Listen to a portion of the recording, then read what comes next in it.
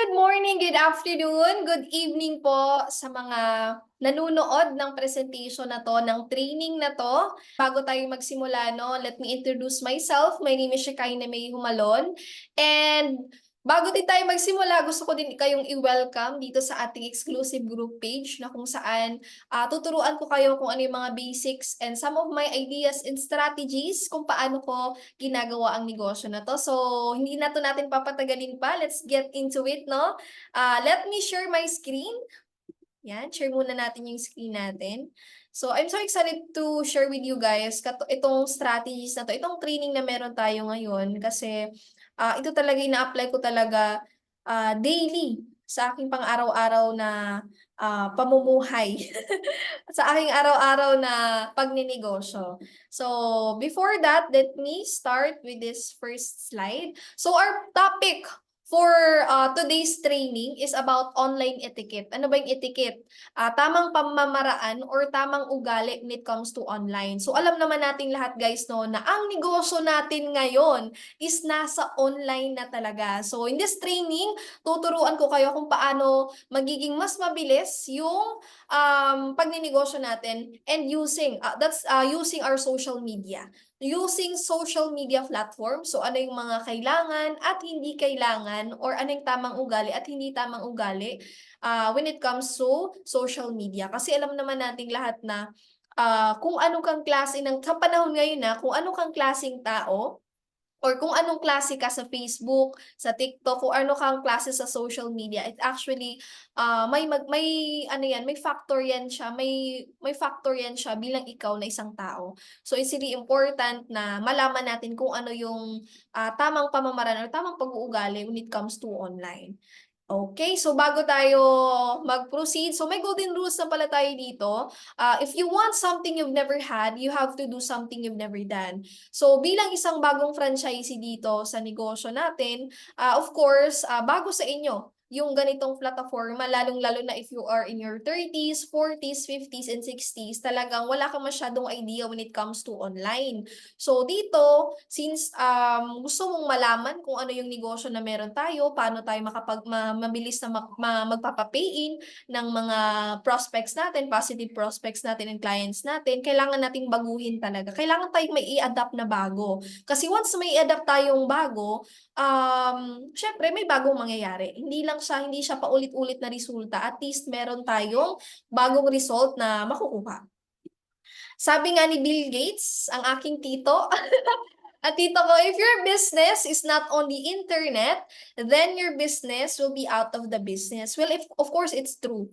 Lalong-lalo na sa generation ngayon, sa panahon ngayon, kailangan talaga, lalong-lalo na kami negosyo ka, meron kang presence sa online. Meron kang massive presence sa online. Pansin nyo, ito pansinin nyo, lahat po, even big companies, small companies, talagang makikita mo na may presence sila sa social media.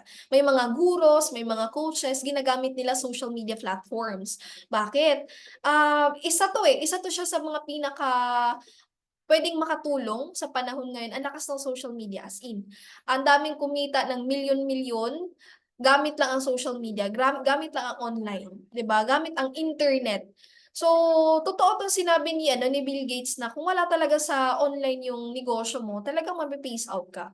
Hindi na masyadong online. I think that's 90% online, 10% pwede mong gawin sa offline or yung ano lang, traditional business lang. Hindi naman kasi lahat talaga ng tao kayang makapag-online, pero maliit yung percentage na makuha mong tao pag ano ka, lahat ng focus mo is traditional ka lang, hindi mo mina-market yung negosyo mo, business. Pansin niyo sa Jollibee, kahit gaano na kadaming franchisee niyan, kahit gaano na kadaming buildings niyan, kahit gaano ng kalaki na company yan, talagang ang lakas nila, talagang ginagamit pa nila yung mga artista. Through that, yung mga artista maraming connection din, kaya nag-e-expand talaga yung negosyo nila at nag-e-expand.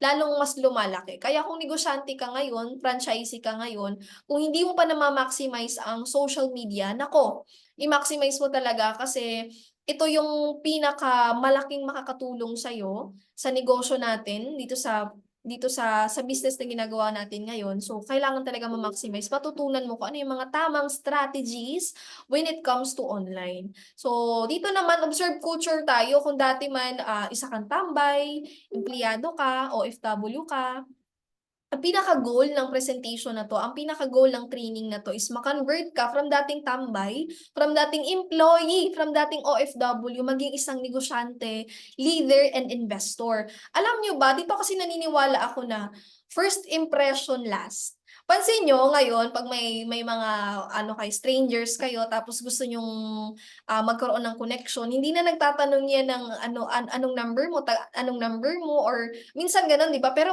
yung iba ang tinatanong, ano yung Facebook mo? 'Di ba tinatanong na yung Facebook mo. Eh, pag-check ng Facebook mo, binigay mo na yung pangalan mo, pag-check ng Facebook mo, puro share mo tulpo. Puro share mo yung problema ng kapitbahay mo. Puro share mo yung utang na hindi pa nababayaran 1 year ago. 'Di ba? May factor siya kasi once na yung positive prospect mo or yung clients mo, once na chinek nila yung Facebook mo, ang dapat nilang maging impression sa'yo, ay negosyante 'to. May credibility 'tong tao na 'to. Magandang, may impluwensiya 'to, motivating 'tong tao na 'to, inspiring 'tong tao na 'to. Hindi ka lang tambay, hindi lang puro share ng tulpo-tulpo, problema ng, gobyerno yung iniisip mo or nasa feed mo. Okay? It's actually nagma-match talaga siya. Ano yung kailangan natin? To bring in the culture, kailangan meron kang dissenting profiling. So, sa profiling mo, kailangan at least kung pansin niyo dito sa Facebook ko, nakalagay diyan yung cover photo ko maayos naman, yung picture ko naman hindi siya blur, hindi siya yung mga anime-anime, mga SpongeBob, at least mukha ko yung nakikita, 'di ba? Nakikita nila and maganda naman, maayos naman yung postura ko. And also, kung hindi ka pa pala naka-professional dashboard, mag-professional dashboard ka na para makita ng mga friends mo na you have, ako example lang dito, 5,000 followers. You think pag 5,000 followers, may impact yan, may factor yan na once na chinek ng client mo yung, lalong-lalo na kapag nag-a-ads ka, once chinek nila yung followers mo, ay may followers naman pala to siya. So, trusted naman tong tao na to. Pero pag-check nila sa profiling mo or sa Facebook mo, hindi na nga maayos yung cover photo mo, hindi na nga maayos yung um, profile picture mo, yung followers mo pa or your friends mo lang is nasa around 100, may factor yun na, baka hindi pa baka scam, mga gano'n na mga factor. So, kailangan niyo siyang i-consider. So, kailangan talaga galingan natin when it comes to sa profiling natin sa Facebook natin. Meron tayo sa IG, sa TikTok. Pero most of the time kasi nagma-market tayo using Facebook. So, ayusin natin yung Facebook natin, lalong-lalo na kung naka-lock profile ka pa. Naku po, pag negosyante ka na, it's really important talaga na once na yung tao nag-open ng Facebook mo, tinap yung pangalan mo, hindi ka naka-lock. Wag mong taguan yung utang mo. Wag mong taguan yung utang mo. Harapin mo yung i-unlock mo yung profile mo, yung Facebook mo para at least makita ng tao na how credible you are. Kasi negosyante ka na eh. Nag-aalok ka na ng negosyo, nag-aalok ka na ng services o kung ano man ginagawa mo. Kung nasa business, ka na, industry ka na talaga, you need to have a massive online presence sa mga potential customers mo. So, it's really important, 'di ba? And eto, sample lang 'to siya ng Facebook and of course, meron din tayong Facebook page. Coach, paano gumawa ng Facebook page? Tuturuan ko na lang din kayo paano makagawa ng Facebook page natin. Okay, Facebook page. Mhm.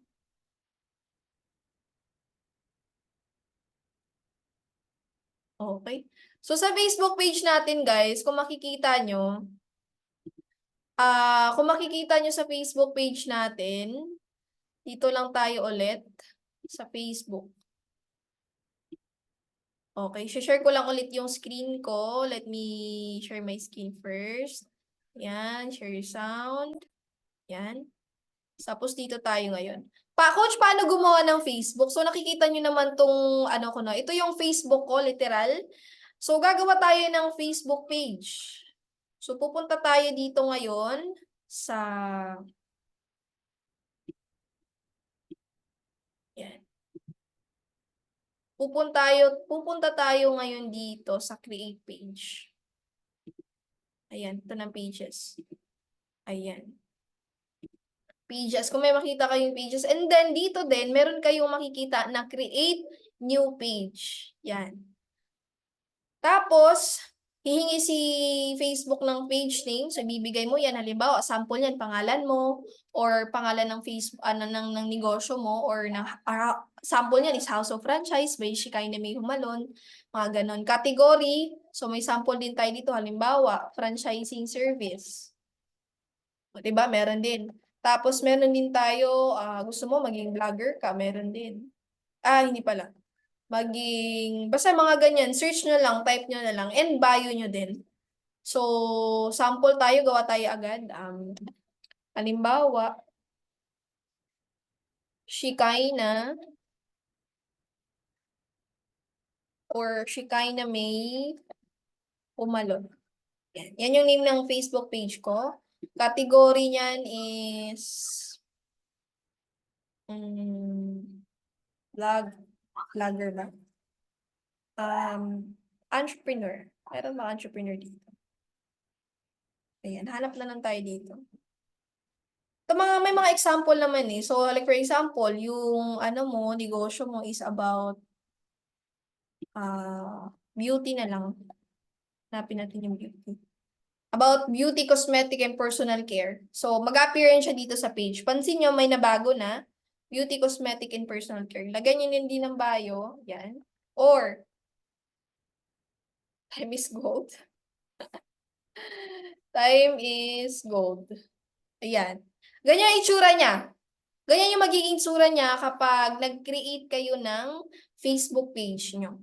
So, it's very simple. Sobrang bilis lang na gumawa ng Facebook page. Sobrang bilis lang na kung hindi nyo man alam talaga, kung hindi nyo masyadong gamay pa, paturo kayo sa sponsor nyo. So, let me share again my screen. Dito ulit tayo. Balikan natin. Okay. To bring in the culture, yung decent profiling natin, yun nga, kailangan mabago mo to. Yung category, yung work, education, current city, relationship, ayan. So, sa category, share ko ulit yung screen ko. Ayan. Kasi it's really important guys talaga na naka-professional dashboard kayo. Naka-professional dashboard kayo para at least nakikita nyo yung followers. Diba? So, this is one of the sample naman.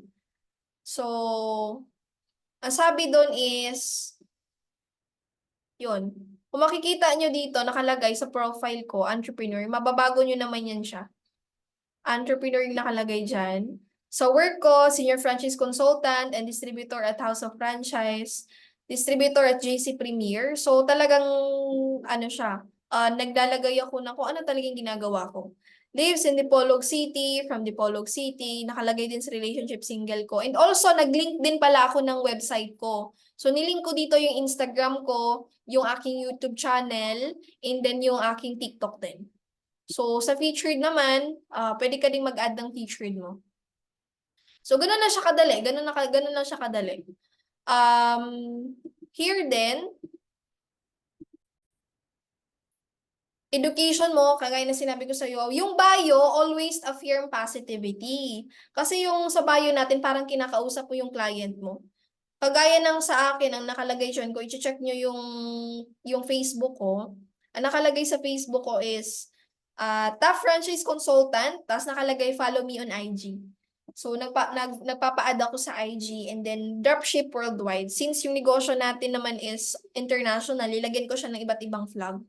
So, ganun yung naging strategy ko sa bio. So, lagyan niyo ng bio kasi parang once na chinek ng client mo or potential prospect mo yung potential client mo, yung Facebook mo at least, parang kinakausap mo sila. So, ganun yung strategy natin doon. So, decent profiling, define to create hotspot pay-ins. So, ito kasi yung Facebook natin, it's really important talaga na once na pag-check na, kagaya na sinabi ko kanina, once na pag-check ng client mo, yung Facebook mo, or yung social media mo, Pag tingin nila sa'yo automatic ano ka, disente ka. Yung saktong negosyante ka, hindi ka yung kawawang negosyante. Yung pagtingin nila, maganda yung mga post nito, may quality yung pagpo-post nito, about talaga sa pagnenegosyo yung ginagawa niyo. Parang, with that, nakaka-create ka ng ano, nakaka-create ka ng curiosity sa tao. Ano ba talaga yung negosyo na 'to? Yung pag-check nila sa Facebook mo, mapapatanong sila, ano ba yung ginagawa ng tao na 'to? Hindi yung, "Ay, grabe naman yung Facebook niya, puro tulpo, puro ano, puro problema, puro share ng kung anong dinaramdam niya." So, gano'n siya. Again, itong ginagawa natin, this is a life-changing process. Kasi once na ini-start mo na 'to, once na sinimulan mo yung negosyo na 'to, aaraw-arawin mo siya, i-a-absorb mo siya. Later on, idi-discuss ko sa inyo bakit gano'n yung kailangan mong gawin. Bakit kailangan wait lang ha. Ayan, life-changing process siya. Kasi ako from the start na nagsimula ako sa negosyo na 'to, talagang nung nag-start ako gano'n at gano'n ko lang siya ginagawa. Gano'n ko in-adapt yung ganitong sistema na kung saan up to now, ito pa din yung ginagawa ko. So 'pag inisimulan mo 'to, talagang isa-puso mo, isa-isip mo para magiging magaan na siya. At first, 'di ba, at first magiging awkward siya, 'di ba? Magiging awkward siya kasi nga kailangan mong mag-posting, 'di ba, regular posting. Kailangan mo talagang magkaroon ng massive, presence sa social media. Magiging awkward siya, pero along the way 'pag tinrabaho mo talaga, paulit-ulit mong ginawa, post ka lang ng post, inspiration, motivation, magiging ano na lang, magiging magaan na lang siya, 'di ba? So, bigyan ko din kayo ng, sample. Sample naman 'to siya kung ano yung, mga sample ng mga pictures. Empowered businesswoman photos, kasi nga negosyante na tayo, hindi man ganito ka-ano talaga, hindi naman ganito ka-ano yung picture mo, at least maayos. Hindi yung sabog-sabog kahit saan napunta yung mga anggulo, 'di ba, blur pa, at least maayos yung picture mo. 'Di ba nakalagay dito, "Becoming better every day," mga gano'ng caption. So, ang sa caption naman natin meron naman tayong tinatawag na ChatGPT. So, sa ChatGPT, download lang kayo niyan, automatic. Halimbawa, kung ano yung gusto mo i-convert mo in Tagalog or hanap ka ng magandang caption about sa gusto mong sabihin. So, bibigyan ni ChatGPT. So, magiging madali na lang talaga sa inyo yung pagka-caption ng picture nyo. So, ang kailangan nyo lang is hanap kayo ng magandang picture na i-upload, konting edit, konting magandang caption, lagyan ng emojis. So, ganun siya kadali. Una magiging awkward siya, magiging matrabaho siya for you, pero along the way, 'pag paulit-ulit-ulit mo siyang ginagawa, magiging mas mabilis and mas magiging, hasa ka na, 'di ba? Kasi paulit-ulit mo siyang ginawa. Another example here is empowered woman photos. Show them the community that will also help them once they start their business. Halimbawa, meron kang mga co-franchisee, pumunta ka sa office, picture ka with them, picture ka, and then post mo para at least yung mga tao na hindi aware sa negosyo mo na, masaya pala diyan. Kasi 'di ba, the more the merrier, 'di ba? So, kailangan na at least alam ng mga clients mo or mga, ah, tawag dito, yung mga magiging kliyente mo pa lang is alam nila na yung masaya ka sa ginagawa mo. Positive energy attracts positive energy. So, masaya diyan, masaya diyan sa negosyong ginagawa, ano ba 'yan, 'di ba? Minsan kasi hindi na siya napapatanong sa product, hindi na siya napapatanong sa company, napapatanong siya, "Bakit masaya kayo diyan?" So, it's really important din na show to them the community na meron ka, kung gaano kasaya, gaano ka-uplifting yung community na meron ka, show to them. So, ganyan din, and we also have here sample naman 'to ng online gatherings. So, online gatherings natin, hindi naman talaga lahat, capable na makapunta sa opisina. Hindi naman talaga lahat, even though kasi nga meron dito mga taga-ibang bansa, and meron ding, kahit na nandito sa Pilipinas, siyempre malalayo, 'di ba? So, itong online gatherings natin, actually MWF, Monday, Wednesday, Friday. So, kailangan attend ka ng attend. Kasi ako, naniniwala talaga ako 'pag lagi kang nagpapakita, mabilis kang kumita, gano'n siya. Lagi kang nagpapakita, mabilis kang kumita. Kaya kung hindi ka man kumikita ngayon, alam mo na, kasi hindi ka nagpapakita, hindi ka nag-a-attend even online gatherings. Attend ka lang ng attend ng mga ganito, para at least yung mga tao, kasi nakakasama mo dito yung mga taong kumikita sa negosyo. Well, of course, kung gusto mong kumita sa business na meron tayo ngayon, kailangan mong mag-adapt, kailangan mong kailangan mong make friends ba. Kailangan mong makipagkaibigan, kailangan mong maki-join in, maki-jump in sa community na meron tayo kasi masaya ang community natin. Baka hindi mo pa lang nasusubukan talaga consistently na makapasok sa kung ano yung system ng grupo. So, dito meron tayong online gatherings and nagtuturo din yung mga coaches natin, yung mga kumikita na din sa negosyo ng kanilang mga strategies or techniques. So, grabe kung meron kang negosyo, mahirap magnegosyo na ikaw lang mag-isa, 'di ba? Mahirap gumawa mahirap mag-business na ikaw lang mag-isa. Dito hindi ka mag-iisa. Kasi merong community, merong mga coaches na talagang magga-guide sa'yo along the way. And we have here si Coach Janet, isa siyang OFW from, Dubai. And matagal din siyang nagtrabaho actually, pero nung talagang nilagyan niya ng focus yung negosyo na meron tayo and talagang naglaan siya ng time, effort, hard work, dedication sa negosyo natin. Grabe, time of pandemic na-hit niya yung first million niya doing this business. And wala na siyang work. Ano siya, certified tambay na po siya dito sa negosyo natin. And right now, 'di ba, nagti-training na din siya. Dati na-attend na siya ng mga trainings, ngayon isa na siya sa mga nag-a-attend ng nag-aano, nagfa-facilitate ng mga trainings natin. Okay. And also, to bring in the culture, dapat ito yung mga kailangan mong i-check. Unang-una dapat maganda yung cover photo mo, either group photos, pakita mo family mo, or lugar na saan dream location mo, dream travels mo, share mo, gagawin mong, cover photo. Profile photo mo, dapat dissenting photos. Usually nakaganito kasi talaga ako. Yan, nakaganito or basta at least dissenting profile picture.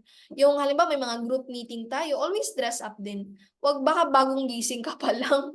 Hindi ka pa nga nakakapag-ano nakapaghilamos, 'di ba? At least bago ka sumali sa mga online gatherings natin, group meetings natin, dress up.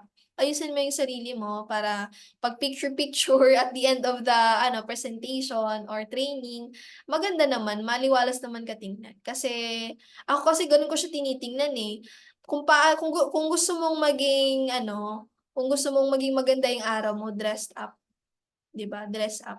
And product photo din, dapat 'pag nagpi-picture ka ng product photo, dapat proper angle, hindi yung blur yung barley or blur yung mga iba't ibang blur siya, hindi maayos. Kailangan 'pag nag-picture ka, pansinin niyo yung pag-picture ko ng group, ng mga products natin, talagang inaayos ko siya, every angle and talagang pinapaano ko ba, yung ginagawa kong quality yung picture, hindi lang siya basta-basta picture.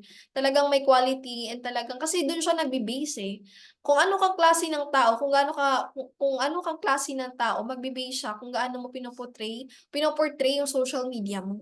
Kung paano mo pinapakita sa tao kung ano yung ano yung business mo, ano yung products mo, 'di ba? Literal gano'n siya. Mentoring photo dapat empowering. Halimbawa, meron kayong one-on-one session with me. So, picture kayo and then parang mga gratitude post. And also, this is really important din ito yung pinaka-importante sa negosyo natin kasi dito talaga makikita na, legit talaga 'tong negosyante na 'to. Business transactions. Halimbawa, meron kang new business partner, product orders, mga transaction, post mo 'yan. Post mo 'yan kasi dun nagbe-base yung iba din, eh. Halimbawa, bagong-bago talaga sila sa negosyo or bagong-bago sila sa ginagawa mo, it's really important na makita nila, may transaction pala talaga 'to siya. May mga nag-o-order pala talaga dito. Ito pakita ko sa inyo din tayong, sample kay Miss Jill Mangumpit. Sabi niya dito, "Sobrang sarap salubugin ng sunrise while ginagawa mo yung work mo na parang nakatambay ka lang, chill and relax kasi masaya and very grateful sa lahat ng nangyayari sa buhay. Have a blessed Thursday to you. Sana masarap din ang paggising mo sa magandang umaga." Pansin niyo, nag-a-affirm siya ng positivity early in the morning, 'di ba? Talagang kung bad mood ka gumising, pagbasa mo ng caption niya, talagang medyo matutulungan ka na maging good mood yung umaga mo. So, share your thoughts ng morning, share positive vibes sa umaga kasi the more na nakakapagbigay ka ng value sa mga audience mo sa Facebook, sa TikTok, sa IG, the more ka nila minamahal. And then maganda din kasi dito, um, yung yung pagtingin nila sa'yo is, inspiring, motivating kang tao. We also have here another example is si Miss Luis Abayan. Dito naman pakita ko sa inyo ano yung pinakamaganda para at least makapag-attract ka ng maraming clients. Dito ang pinaka-strategy namin is more activities to attract more deals, more production. So pansin nyo, sabi niya dito, early bird for today's video. Congratulations Cedric and Camille on your new online franchise business. Congratulations. So nag-share siya ng transaction niya. Bagong business partner. And dito naman sa second picture, nag-celebrate siya ng kanyang 5 million doing this business. Talagang sobrang amazing talaga to siya. By the way, si Luis Abayan, isa siyang former flight attendant, no? And nung pandemic, isa siya sa mga nawala ng trabaho that time. So, dito, 4 years doing this business, kumita siya ng 5 million. Grabe. Talagang ma-amaze ka, no? Kasi doing this business, 5 million kinita mo. Amazing yun. Kung ano yun, sa 1 million, di ba, kumita ka ng tag 1 million plus sa isang taon, di ba? Solid na solid. And we have here si Miss Louise and kasama naman yung kanyang asawa, si Leonard Abayan. Nag-opening naman to ng Siomai King. By the way, Siomai King is one of our flagship product, no? Sobrang dami talagang kumukuha ng food cart product na Siomai King. So, nag-opening sila. Ayan, pinost niya din. Actually, this is a video. So, screenshot ko na lang. Pwede kayo gawa kay picture video. It's up to you guys. We also have here another example, business-related remittances and product orders. Si Sir Jess, isa siyang OFW naman from Kuwait. Talagang grabe, no? Sobrang proud talaga siya sa products natin kasi talagang nakikita ko to, actually, observant ako sa tao na to. Nag-observe talaga ako. Lagi talaga siyang may post sa products. And then, yung mga friends niya sa Facebook niya, talagang mapapansin, bakit ba ang daming products na pinupost ito? Ano ba yung products na meron si Jess? So, talagang mapapatanong yung tao kasi super active niya sa pagpo-post, 'di ba, mga business related, remittance, mga product orders. So, these are the samples ng proper posting. And also I have here group meetings. Ito naman again talagang fine-flex ko yung community, yung grupo. Group meetings, what is your purpose, what is your goal. Sa group meetings natin, halimbawa, nagpatawag ng meeting si coach. Ayan, post nyo. Ano ba siya? Zoom ba siya? Or offline ba kayo nagkita? Nag-coffee lang ba kayo? Post nyo. Para at least makita ng tao na may mga tao talagang willing, sincere na tumulong at mag-guide sa'yo sa negosyo. Pag-usapan nyo, what is your purpose? What is the goal? Again, always relate everyday life to your leaders and not to be nonsense audience of your Facebook. You're building an empire, not a fans club. So, kailangan na at least yung pagtingin ng tao sa isa kang leader talaga. Business-minded na tao and then magaling maging leader. Okay? Albums, photos, featured photos, collections must always be related to your business. You are no longer single distributor, so have empathy before you click and upload. Ask yourself muna, is this beneficial to your network? Sa pag nag-post ka ba nito, again, pag nag-post ka ba, yung pagtingin ba ng tao sa'yo or mga war market mo or cold market mo, pag post mo ba niyan is matutulungan ba yan ng post na yan para ma-encourage mo sila to do your business also, para gawin nila yung negosyong ginagawa mo? Is this inspiring? Inspiring ba yan? Or lagi ka nagpo-post about utang, utang, utang? Tulfo, tulfo, tulfo. Does this shows leadership? Kung nag-post ka ba niyan, makikita ba nila na katiwa-tiwala kang tao? Is this motivating? Nakaka-motivate ba yung post mo na yan? Does this show word of honor? And also, is this a good example? So again guys, ang Facebook mo, kagaya na sinabi ko kanina, ang Facebook mo, sa panahon ngayon, kung anong klase kang tao sa social media, may factor yan na magre-reflect kung anong tao ka sa real world. 'Di ba? Kaya nga 'di ba sabi nila, ask yourself before you upload the picture, before you click, think ka muna kung makakatulong ba siya sa or makatulong ba siya sa negosyo mo bago ka mag-upload.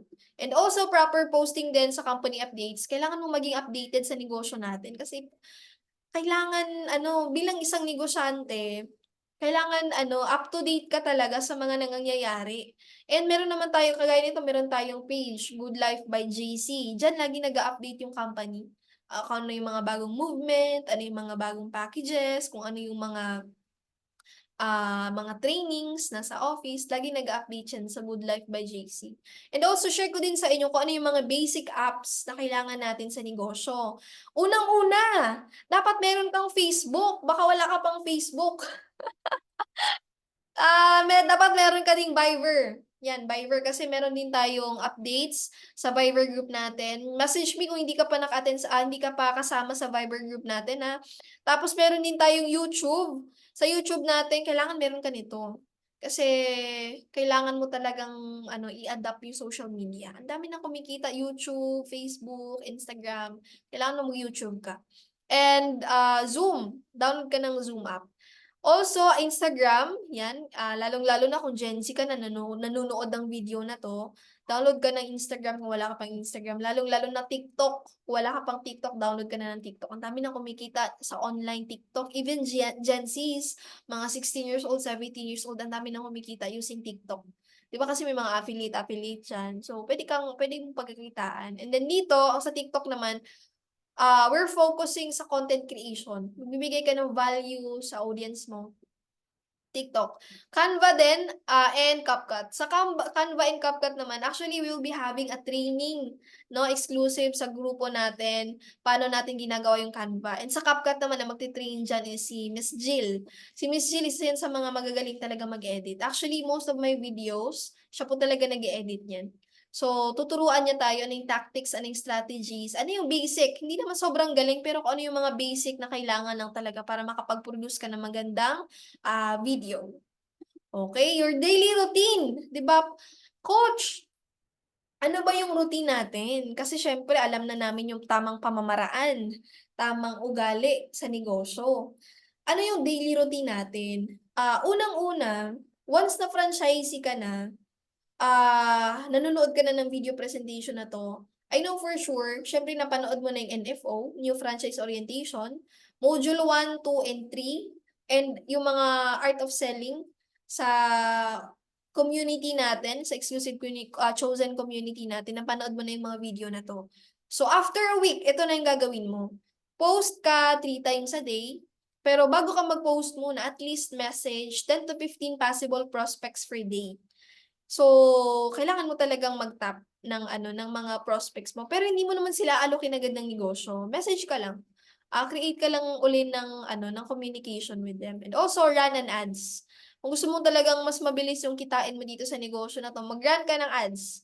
Yan, pinaka-suggestion ko yan kasi most of the top earners ng mga tao ngayon sa company natin talaga nag-a-ads sila. Kahit tanungin mo sila, Coach, meron ka bang ads? Meron yang ads, 'di ba? Kasi alam nila yung game ng social media ngayon. Alam nila yung game ng negosyo ngayon. So, ads ka. So, your daily routine, kailangan mong malaman yung mga basic na 'to. Itong basic na 'to, create prospect list. Ano ba yung prospect list? Ayan. Sa prospect list natin, ako kasi nung nag-start ako, ang ginawa ko is nag-isip ako ng 30 na tao, 30 tao na feeling ko mayaman, feeling ko kailangan talaga ng negosyo na 'to or OFW 'to. Feeling ko kailangan niya yung products. So mag-iisip ako ng mga tao na halimbawa si Juan, si Pedro, susulat ko 'yan para meron akong basis, susulat ko 'yan. Si Juan, si Pedro, anong pangalan niyan, isulat mo, 30. Make friends din online kasi it's really important na gumagawa ka ng friends sa online. Gratitude message ka, react sa mga post nila, sa stories nila. Kasi alangan naman i-aalok mo agad yung negosyo natin na without even knowing them kung ano yung kung hindi mo kinakamusta. Halimbawa, yung last conversation nyo, 3 years ago, bigla kang nag-alok ng negosyo, wala na agad yun. 'Di ba? So, it's important na create ka ng rapport muna. 'Di ba, kung matagal-tagal mo man kayong nakapag-communicate ulit, at least, 'di ba, communicate ka, react ka muna sa mga post nila, sa mga stories nila, and then, "Uy friend, kamusta ka na? Ang ganda mo na." Mga gano'n. Kasi ako, personally, gano'n talaga ginagawa ko para at least makapag-create ako ng rapport muna sa tao. And of course, 'pag nakapag-create ka na ng rapport, parang feeling mo na, may trust enough, yung trust enough niya sa'yo is nandoon na, share mo na yung negosyo, share mo yung business natin. Actually, may mga scripts naman tayo provided, lalong-lalo na kung hindi mo pa talaga gamay, paano mag-share ng negosyo natin. May mga scripts tayo provided. Just message me para maibigay ko sa inyo yung mga scripts na available natin. And then follow up, syempre either kasi sa Share the Business, pwedeng napa-attend mo yan ng presentation or nasendan mo lang ng script sa Messenger. At iba-iba eh. Pero kailangan kasi dito, again, yung pag-follow up mo, paano mo siya ipa-follow up? And ABC rule, introduce your coach. Ayan, pakilala mo kung sino yung coach mo, kung sino tumutulong sa negosyo na to. Kasi para at least magkaroon din sila ng communication. And also, kasi sobrang naniniwala talaga ako dito, money matters. Invest money to make more money.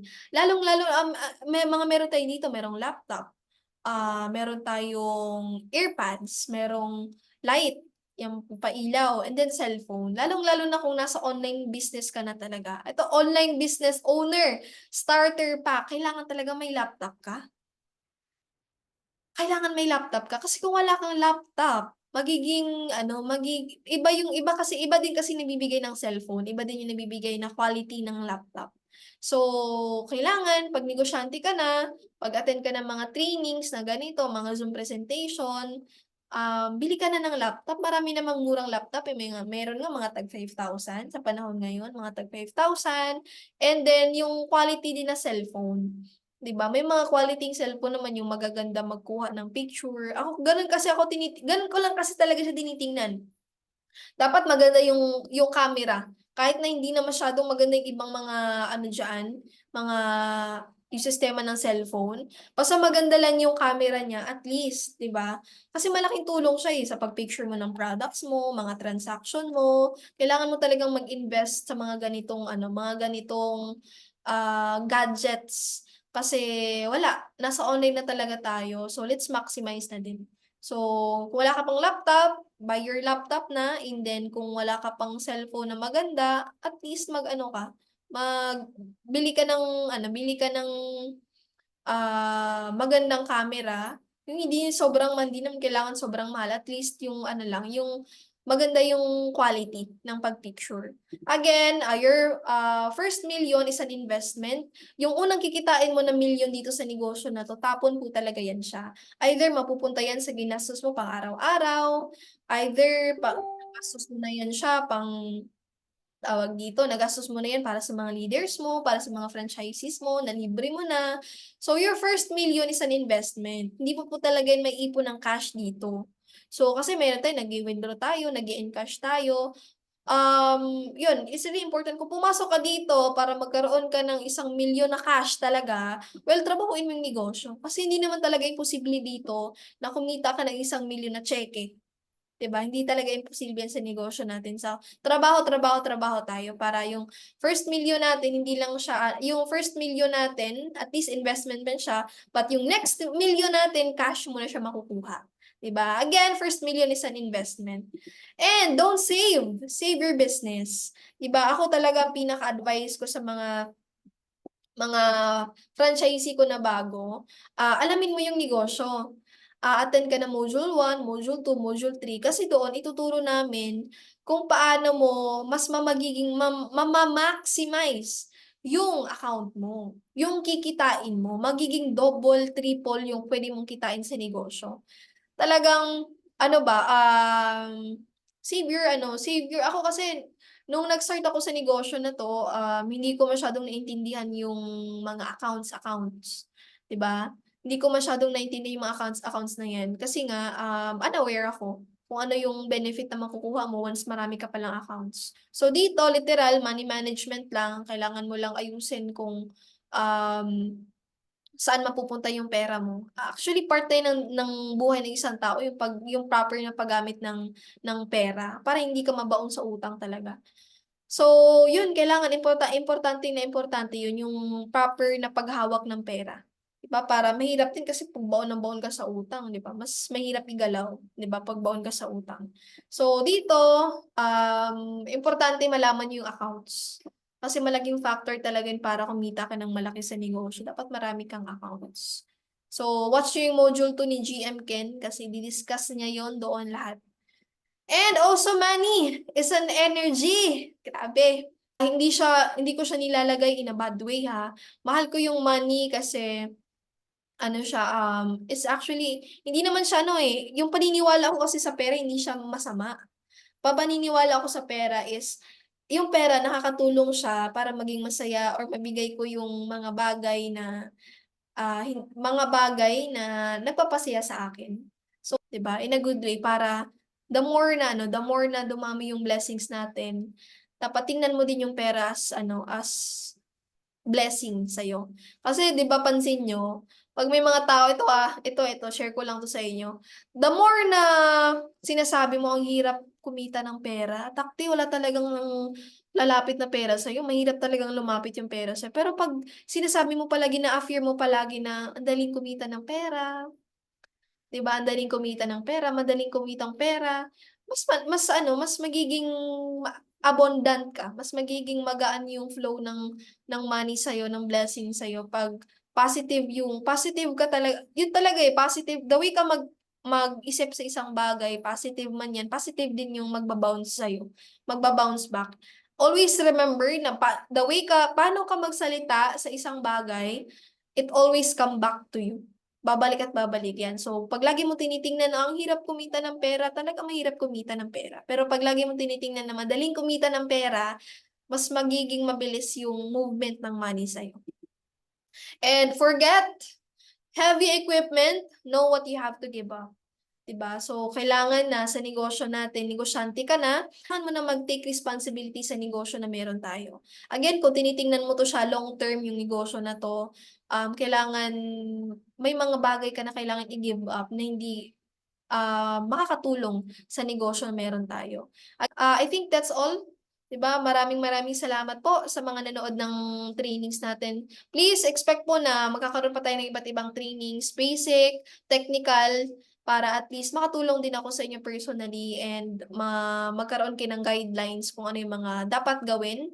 And hopefully itong training na 'to nakatulong 'to sa inyo, nagkaroon kayo ng idea paano mo gamitin yung social media mo, magre-reflect ka kung ano ka bilang isang tao. So, ayun, thank you so much guys. Sana marami kayong natutunan. Apply ng apply ng apply lang talaga. Okay?